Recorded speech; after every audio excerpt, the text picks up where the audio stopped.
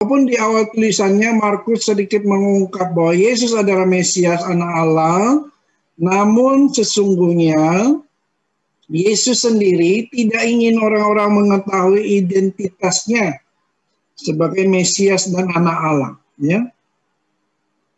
Walaupun di awal, ya, di awal Markus sudah menyebut, tetapi Yesus sendiri sebenarnya tidak menghendaki identitasnya diungkap, ya. Mengapa? Mengapa demikian, ya? Karena pertama karena situasi politik pada saat itu, ya, sangat membahayakan, ya. Sangat membahayakan bagi dia, ya. Bahkan pada saat dia lahir, ketika orang Majus datang untuk mempersembahkan, mencari dia di manakah raja orang Yahudi yang akan lahir, itu bisa Anda baca di Injil Matius, ya. Itu Herodes langsung waspada, ya, ingin menghabisi raja orang Yahudi yang akan lahir itu, kan. Ini kan mengacu kepada Yesus yang lahir, kan. Sehingga semua bayi pada saat itu dibunuh itu, ya. Jadi pada waktu kelahirannya seperti itu. Jadi dia sengaja itu menyembunyikan diri, menyembunyikan identitasnya supaya jangan diekspos gitu. Supaya jangan diekspos, pertama. Yang kedua, dia mempunyai program sendiri bagi para murid, ya, supaya para murid itu mengikuti dia dan mengenali dia, identitas dia yang sesungguhnya dia siapa itu. Dia ingin ada satu proses, ya, satu proses bagi para murid pelan-pelan mengenal dia, siapa dia yang sesungguhnya itu. Jadi ada dua hal itu, ya.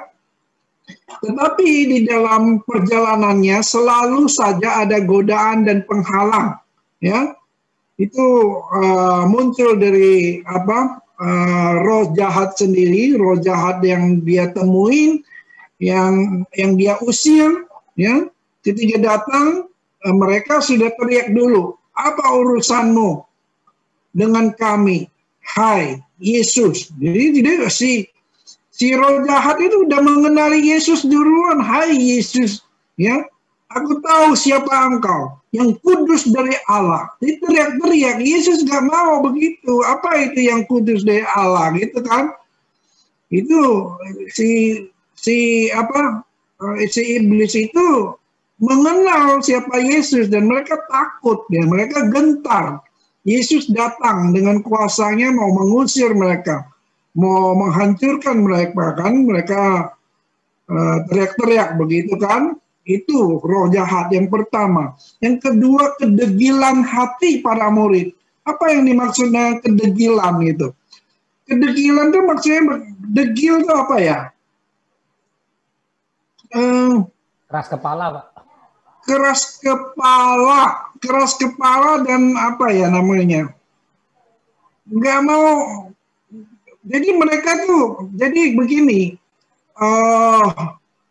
Kan Yesus sebenarnya sedikit demi sedikit membukakan kepada mereka, ya, siapa dirinya. Dia pertama menguji apa kata orang, siapakah anak manusia itu, ya. Kata orang itu Elia atau Yohanes Pembaptis ada salah satu. Lalu apa katamu? Siapakah aku ini? Dia mau menguji, apa mereka mengenal nggak, gitu kan?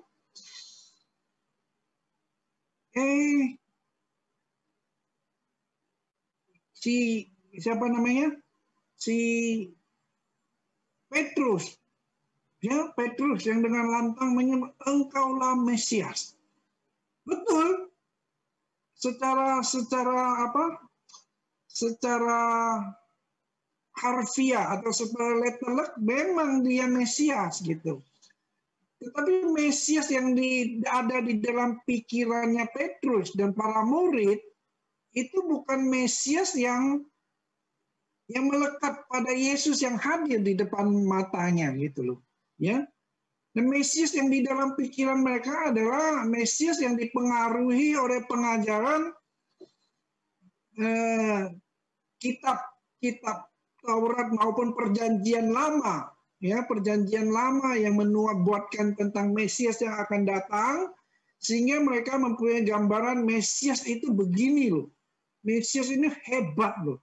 Mesias ini seorang pemimpin, tokoh politik, ya, ahli politik, ahli peperangan, ya, dan dia akan datang untuk menyelamatkan bangsa Israel.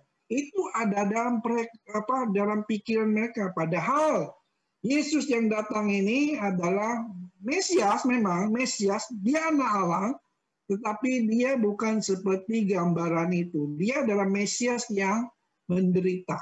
Sehingga konsep Mesias secara politik itu tidak cocok, ya. Itu tidak cocok dengan Mesias yang sesungguhnya, ya, yang ada dalam pribadi Yesus itu. Karena Mesias yang si Yesus yang datang ini adalah Mesias yang menderita untuk menyelamatkan umat manusia. Nah, ini dia. Markus 8:27 sampai 33, ya. Pengakuan Petrus. Tetapi apa katamu? Siapakah aku ini? Maka jawab Petrus, engkau adalah Mesias. Ini pemberian pertama. Nah, engkau adalah Mesias. Setelah itu Yesus memberitahukan kepada mereka, ya, ini mulai dia mengungkapkan dirinya nih, ya. Pemberitahuan pertama tentang penderitaan Yesus. Kemudian Petrus menarik dirinya, menarik Yesus ke samping dan menegurnya. Ia marah kepada Petrus, katanya, "Enyahlah iblis, sebab engkau bukan memikirkan apa yang dipikirkan Allah, melainkan apa yang dipikirkan manusia." Jadi istilah "enyahlah iblis" itu, "enyahlah engkau iblis", hipage, ya, hipage, epistomau satana.